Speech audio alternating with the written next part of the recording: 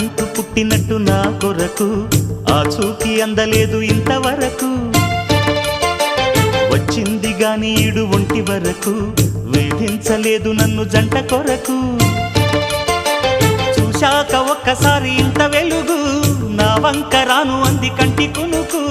ఈ అల్లరి గారడి నీలీల అనుకోనా